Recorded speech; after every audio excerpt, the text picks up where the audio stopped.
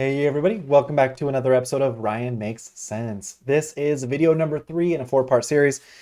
If you've been here before, I highly recommend that you subscribe. It really helps me out and it lets the YouTube algorithm know that I'm actually showing people how to find really good quality stocks and looking at charts, planning out futures, etc. Yes, do your duty. I highly encourage it and I really appreciate it.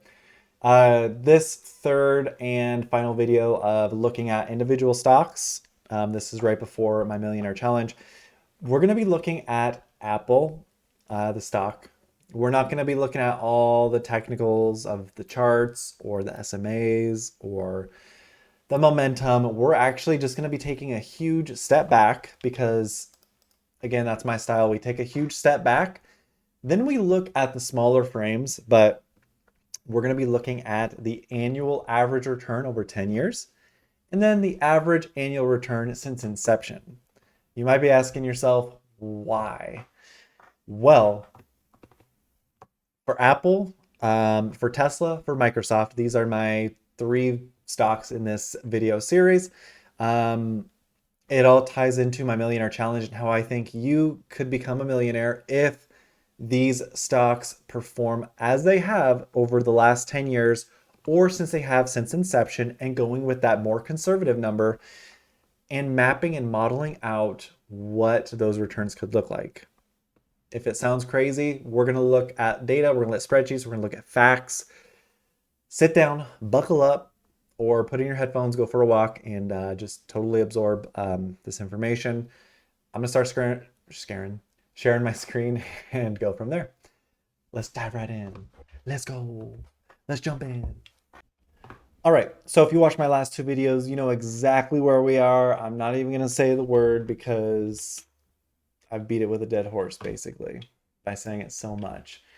There it is right there in case you wanted a little hint. But we're going to look at Apple now. So Apple is the final stock here, and we just want to get the dividend amount here. And we want that because we're going to be modeling this out, and I want to show you guys. Sorry, my head's in the way. We'll just forget about it for now. So the dividend is 0.53%. You can see me highlighting it right here. So now we're going to go to our investment model here. We're going to go to stocks, and I can move my head now. It's too small. There we go. All right. Stock is AAPL. That's Apple, and it's 0.5 what? 0.53%. All right. Now that we've got that, we need to figure out what the average 10-year return is and then what the average return is since inception. The reason we want to do that is because we want to find the more conservative number, and we want to roll with that when we're modeling out what it could look like to hit $1 million. So we've gone through FinViz. So now we're going to go to averageannualreturn.com. Highly recommend you use this if you're trying to forecast for yourself. And my head's in the way, but it goes right there. Average 10-year return for Apple is 29%. I did not see that coming. 29.23%. Interesting. Okay, now we're gonna look since inception. So I'm on macrotrends.net and I'm gonna type in the ticker symbol AAPL. Click on one of these. It doesn't matter because it's gonna take us to where we need to go. Once we get here, we wanna click prices. And from here, we're gonna grab this table. Apple has been around since 1981. That is 42 years, maybe? We'll see. All right, we've got the table here, and we're going to go to our investment model here. Let's just see how many years it is. Count, it's 43 years. Yep. So what we want to do is look at the average annual change, and the average is 34%. I did not see that coming either. Okay. So 34% here. What was it? 34 point what? 34.03. We'll just call it 34. So again, we want to go with the more conservative number, which is 29%. So between Microsoft, Tesla, and Apple, over 10 years, those three on average are around 33%. That's amazing. But we're going to look at Apple, 29% 10-year average return with a dividend of 0.053. So let's look at the people over 50 first. So people over 50 can contribute $7,500 to their Roth IRA. Dividend yield is 0.53. Why am I forgetting it? 0.53, correct. Whoops. Why is it being sticky? 0.53 and then 29% return here. All right, so if you are 50, if you want to get to that 1 million to 3 million number, it will take you 14 to, let's just highlight it yellow, 14 to 18 years, which is not bad. And you might be asking yourself, okay, why do we care about this 1 to 3 million number? Well, once we get to the 1 million account size, so 1 million, let's take the low number, 1.205 million, and we're going to go to the diversification at 7 figures, over 50, and we're at 1,205,000. So 1,205,000. So with that account size, if you put it all into Starbucks, you could be making $25,000 a year. That's not that great. But if you put it into ticker symbol JEPI, you could be making $133,755 a year, which is $11,000 a month. Pretty insane, right? So you could make that determination, okay, going back here, at 64, or at 68, yeah, 64, do you want to stop where you are? Or do you want to go to 68 to 3.4 million? 3440. If you work an extra 4 years, potentially, this is all potential hypothetical. I don't know what I'm talking about. We looked at some facts, but that's only if Apple performs at the current rate. So if that is true, you could be making $381,000 a year, $31,000 a month. So think about that. Also, legally, you can start taking distributions at the age of 59. But if you do, you could only be getting $312,000 a year. So, I mean, that would be your account size. So let's put this in. Account is $312,000. So you can only be getting $2,800 a month. Whereas if you continue to work for an extra 5, 6, 7, 8, 9 years, that 312 goes to 1.2 million to 3.4 million, respectively, to 68 or 64 and 68. So something to think about. I'll just highlight this because that is the legal limit you could take distributions. So I'm just going to highlight a yellow. Now let's look at people who are under 50 and only can contribute $6,500 a year. I will not look at 18-year-olds because that's very young. I will not look at 45-year-olds because that's kind of older. I'll look at the middle, like people who are 33, like me. 32 going on 33. So $6,500 is our amount because that is the contribution amount set by the IRS. Dividend is 0.53, and the annual share growth is 29%. All right, so when I'm 33, technically in 2023, so at the age of 59, I can start taking distributions here. $23 million. Yo, that's insane. Let's go to this 23,781. 23,781. That's crazy. So if I wanted to take distributions at 59 because that's when I legally can, I could make $219,000 a month. 2.6 million a year. That's freaking crazy. And if I waited till 67, which is the actual retirement age right here, 188 million. That's 188,608. That's $20 million a year, $1.7 million a month. That's pretty crazy, right? So something to think about. And that's if you are under 50. You can only do $6,500 a year. Again, distributions at 59, or if you wanted to wait till 67, or you literally don't even have to take, I mean, I think you legally have to take distributions actually. But if you continue to add in $6,500 and you let this compound, it's all about compounding, $1 billion at 74. Is that insane or what? What is Warren Buffett's net worth? So Warren Buffett's net worth is 115 billion, but he's 92. What would the net worth be if I'm at 92? 92, 121 billion. Wow. Warren, you got some competition. So that's crazy. Now we're going to look at the brokerage model. So we're going to look at people who put in $2,000 a year. We're going to look at the low end. We'll look at $5,000, $10,000, $15,000, and $25,000 every year.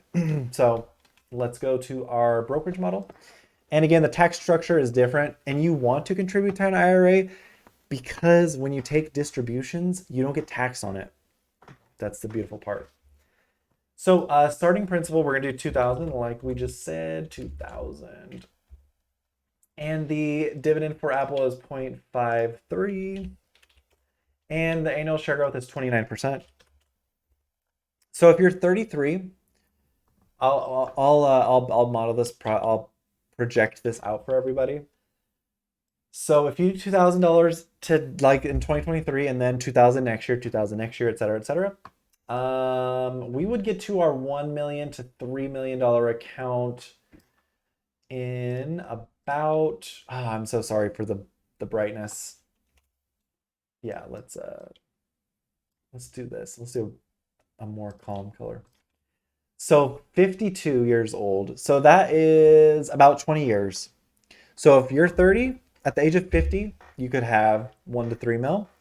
If you're 60, you would, around 80 years old, you would be looking at 1 to 3 million. If you're 70, you're looking around 90 years old. If you're 18, you're looking at 38 years old. So all perspective on $2,000 this year and then $2,000 every year going forward.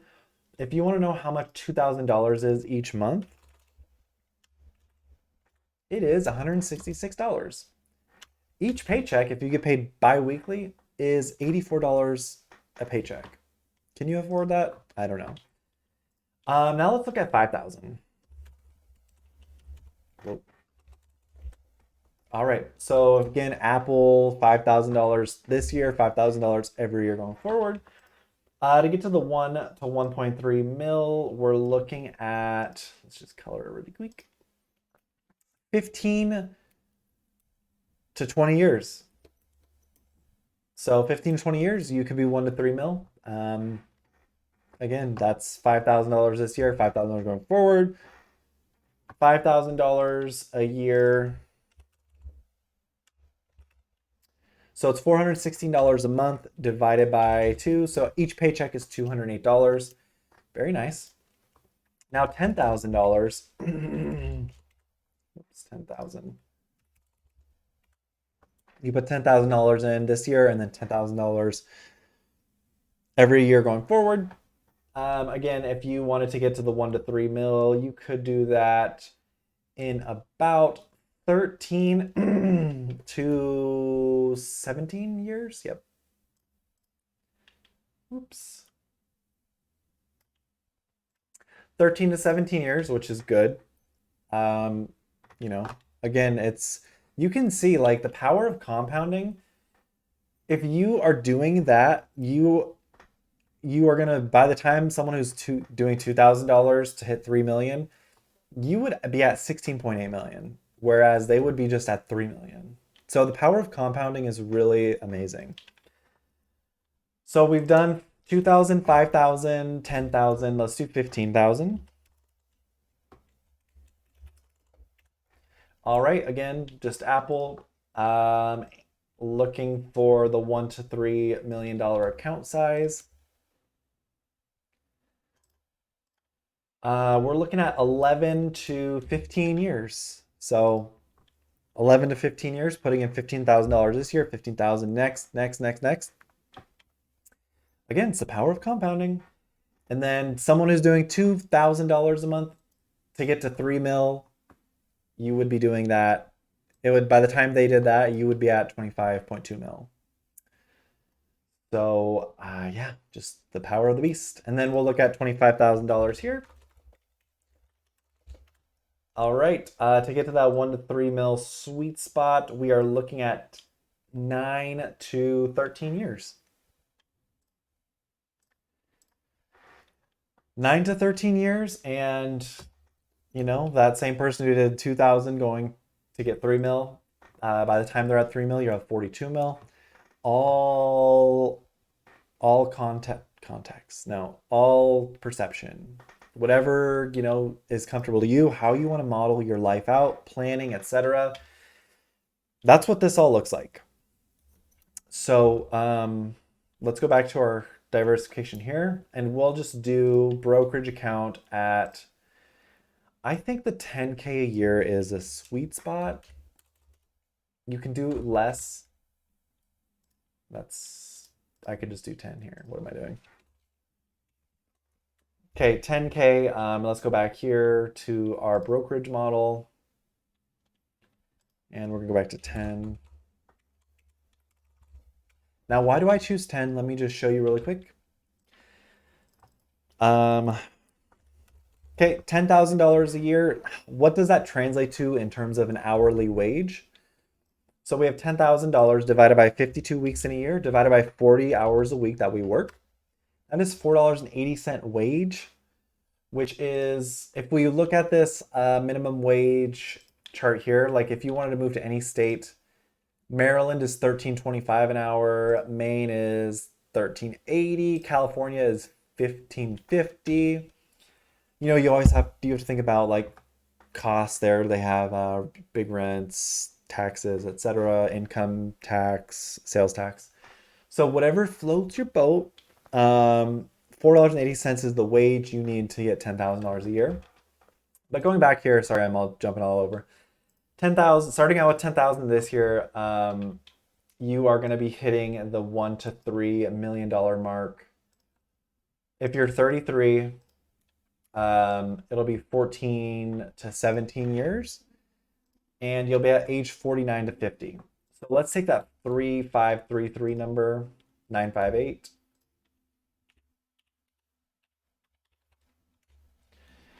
So if you could wait that long and you're patient and you can do $10,000 a year, you could get a $372,000 a year, $31,000 a month.